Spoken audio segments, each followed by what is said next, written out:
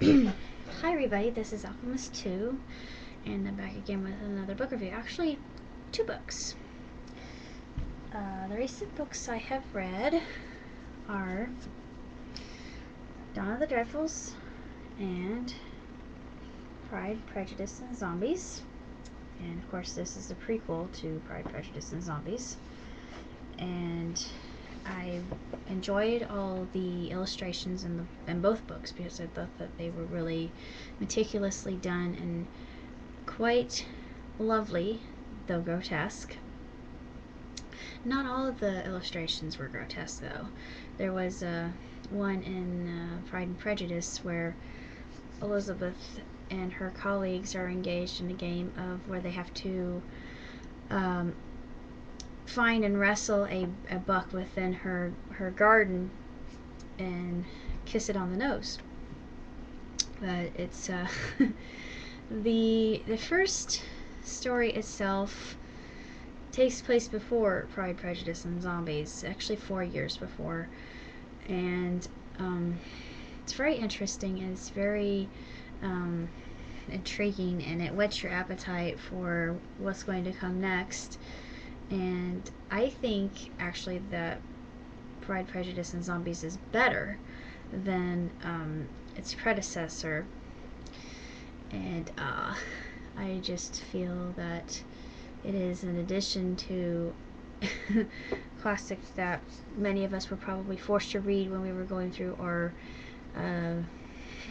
British literature classes, and just thought, ugh, this is really dull and boring. And when you add zombies to it, not so much. It's actually really fantastic reading, and it's well worth your time if you have a chance to pick it up, because this is the perfect time of the year to get books like this. And Quirk Classics, I think, does a stellar job. They're just outstanding, and they stay true to the original, but they add little twists and turns here and there within the duration of the tale itself. And like I said, these illustrations are just absolutely unbelievable, and I especially like this one in the very first book.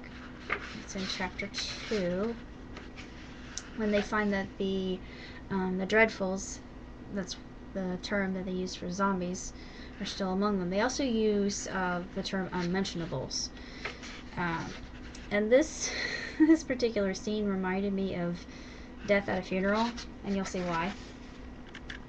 Only this is a zombie. I love that. When I first saw that, I just started laughing, and I couldn't stop. I was almost in hysterics because it just reminded me so much of that movie. It's one of my favorite movies of all time, and it's interesting that it would harken those memories for me, because the original film, I know I'm getting kind of off topic here, but the original film was British, and then we, as my Brit friend would say, colonials, took the idea and made it our own and ran with it. And I'm probably being a little bit biased here, but I thought that our version was superior to the British version and just hysterical. And of course, there's one scene where you've got a vertically challenged person, aka a midget, who is subsequently offed in one scene. Well, they think he's no longer with them, so they thought they concoct this cockamamie scheme to just throw him into the coffin with the father. Oh, let him be together. This is at the point where they learn that their father had a thing for midgets, and was also gay. Yeah. The plot thickens, does it not? But they throw him into the casket, and then there's another character who is just going absolutely nuts on psychotropic drugs. They're causing these interactions to occur, and he's beginning to do some rather random acts that just are really bizarre and have no sense in them, just because he's totally buzzed. He's just high as a kite, and he's with his fiance. His fiance is sitting next to him, and he says, "I swear to God, I saw the casket move." And she says, "Shh, no, you didn't see the casket move. Just disregard that, and don't say a word." And he just says, "No, I really saw the casket move. You gotta get him out of there. You gotta get him out of there." And he starts just becoming unpredictable and even more restless.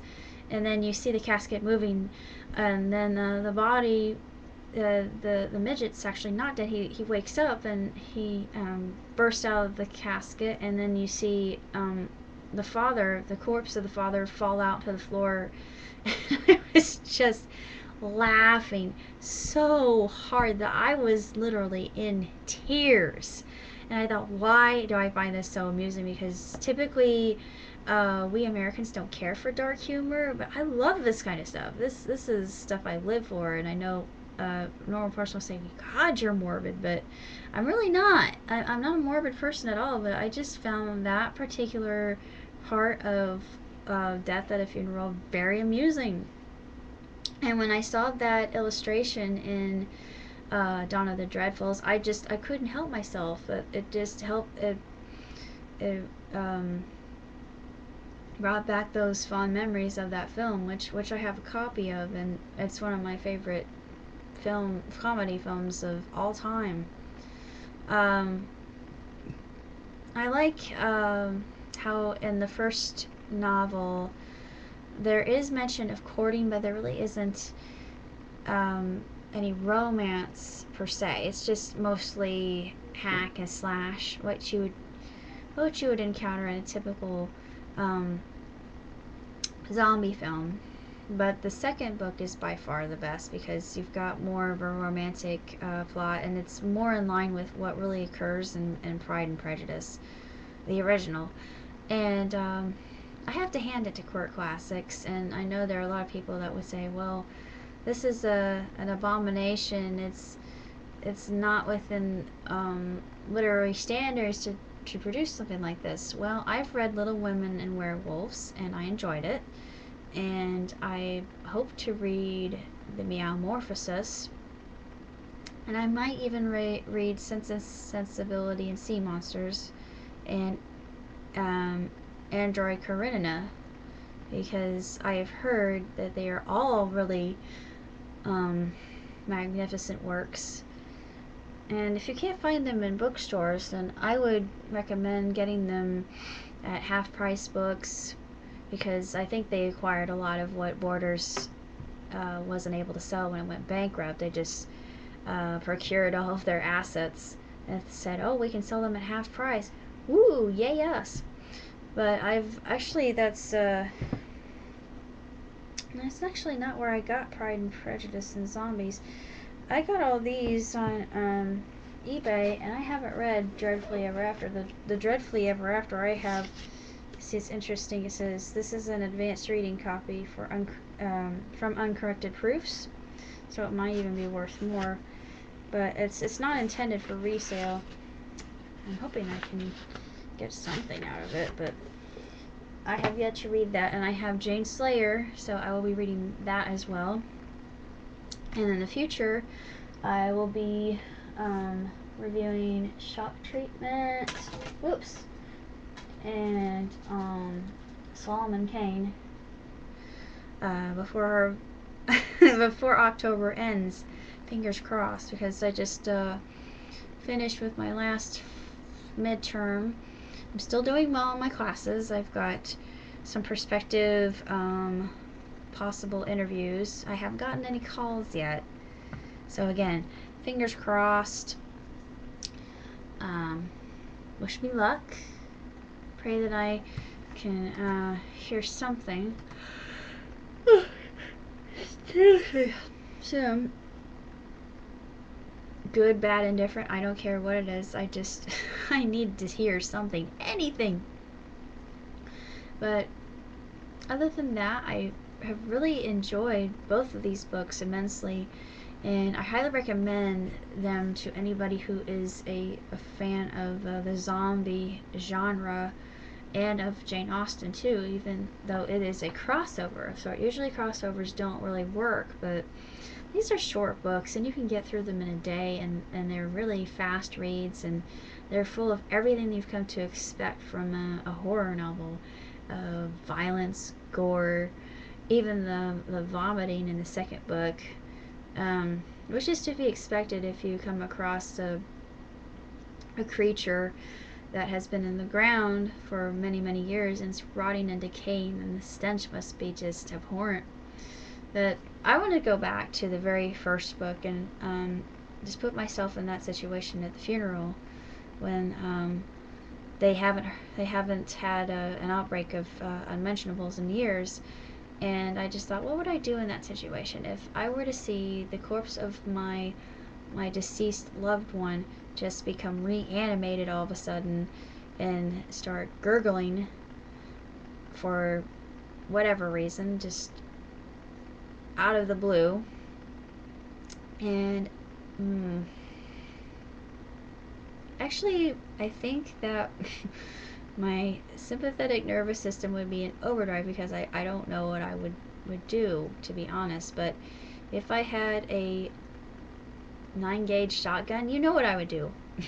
Bam! Yeah, shoot first, ask questions later. But in any other situation, no, I wouldn't. But I really don't know how to shoot a gun, so I probably wouldn't. I probably would be worthless in that situation. But if I had something like a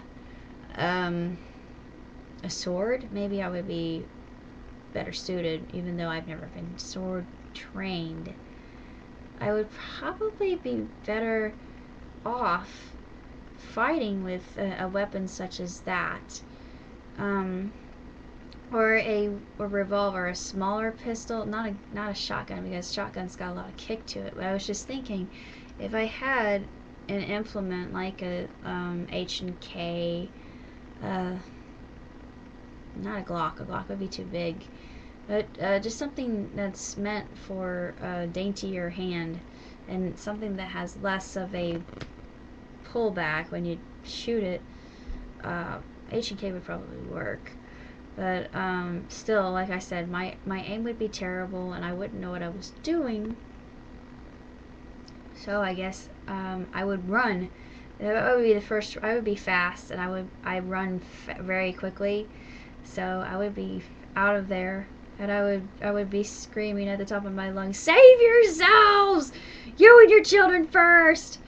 Let me go before you! And if pardon me if I trip you on the way out, so they can eat you first. But I'm gonna save my own butt."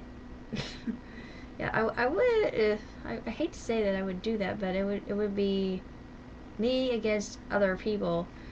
But that's only in a situation like that. In no other instance would I ever do. No, I would never do that, because I'm more altruistic than anything else. So,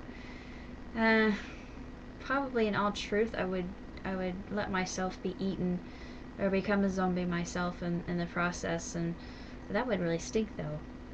I actually wrote a story about becoming a zombie, but I'm writing one currently, but I'll talk about that later. I'll do that in my updates. But that's all I have to say about Dawn of the Dreadfuls and Pride and Prejudice and zombies. And you can pick them up wherever books are sold and check them out.